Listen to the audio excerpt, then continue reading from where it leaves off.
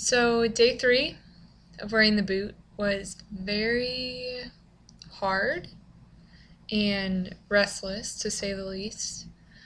Um, it was such a pretty day outside. The sun was out. It was cold, but the sun was out, and it's like everything in me. It's like every time my feet hit the ground, I just wanted to start running. And then I was kind of reminded of the boot situation and how one foot's here and one foot's here, and yeah, it doesn't work that way.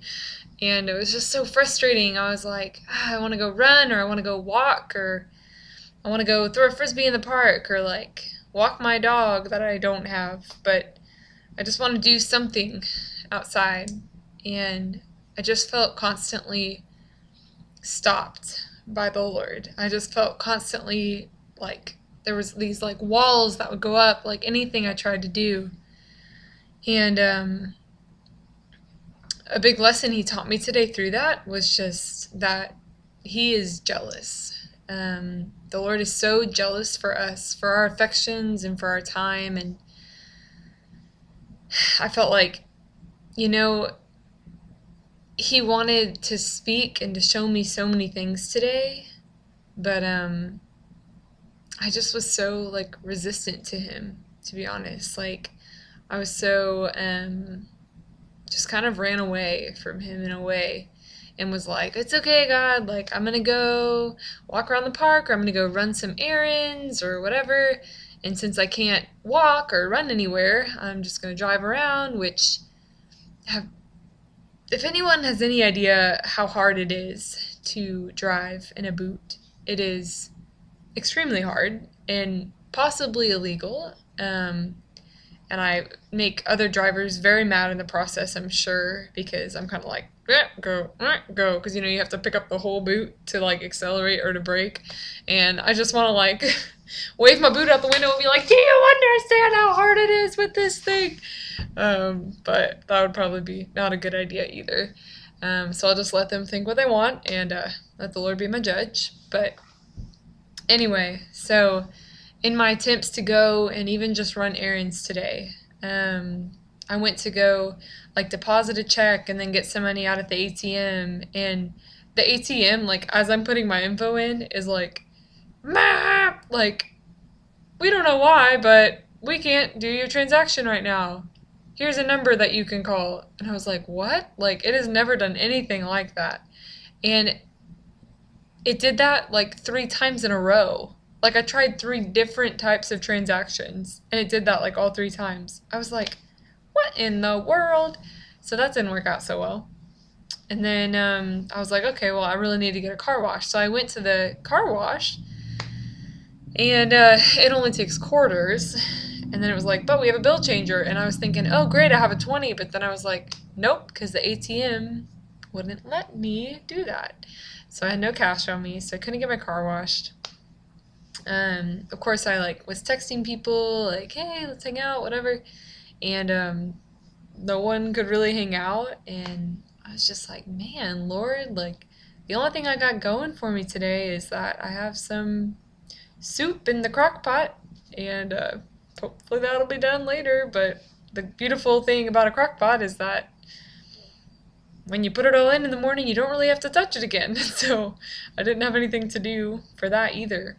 And I just felt time and time again today, the Lord was like, Carrie, I'm jealous for you, and I want to spend time with you, and I have so much to say, and I want to talk to you. And I was just like, yeah, I know, but I want to be outside, and I want to do this, and I want to do what I want to. And to realize how much that hurts the Lord, wow, the Lord's just I just want to be with you and talk to you and hang out with you. And we're just constantly yeah, that's great, but I gotta do these other things first. Or I'm not really sure how to take what you're gonna tell me, so let me get everything else done on my list today first. So the verse that he gave me earlier this morning was Psalm 31, 7 through 8. And it says, I will rejoice and be glad in your steadfast love, because you have seen my affliction, you have known the distress of my soul, and you have not delivered me into the hand of the enemy. You have set my feet in a broad place. So I read this and I was like, very funny, Lord. You're setting me in a broad place because I have a boot on now and I need a broad place to stand on. But no, really, like, seeing in this verse that in all of our distress, all of our afflictions, like, the Lord never delivers us into the hand of our enemy. He's always providing, like, a refuge, which is himself, for us to run to and stand on. And as I just skimmed through Psalms this morning, I was like, wow, like, David was so okay with being in need. He writes these songs and just pours out his heart to the Lord where he's constantly in need and he's okay with it. He's just like, Lord, like, my afflictions, am I this, am I that? And then he's like, praise the Lord, oh my soul. And like, he's kind of back and forth sometimes, but he's so like open and vulnerable with the Lord, with his emotions. He doesn't like shut them out or consolidate them or quiet them. He just lets his emotions be his emotions. And I kind of came to see that today as such a beautiful thing that I think the Lord really desires for us as his people, to be okay with being in need and to be okay with needing him to deliver us from ourselves and from our enemy. And yeah, just also having an overpour of joy for him sometimes and then being frustrated with him sometimes. Like, the Lord is so able to handle our emotions and he wants to handle them. And so, yeah, the other kind of lesson I took away from today was that sometimes healing is more painful than the actual injury ever was. So walking around in this boot is actually more painful, I think, than the initial injury was. But that's how it is in our lives. Like, sometimes God's healing process in our life is actually more painful than whatever hurt us in the first place. And that's because he doesn't do things halfway, and he doesn't want to just put a Band-Aid on things. He doesn't want to just kind of heal us. He wants full healing in our lives.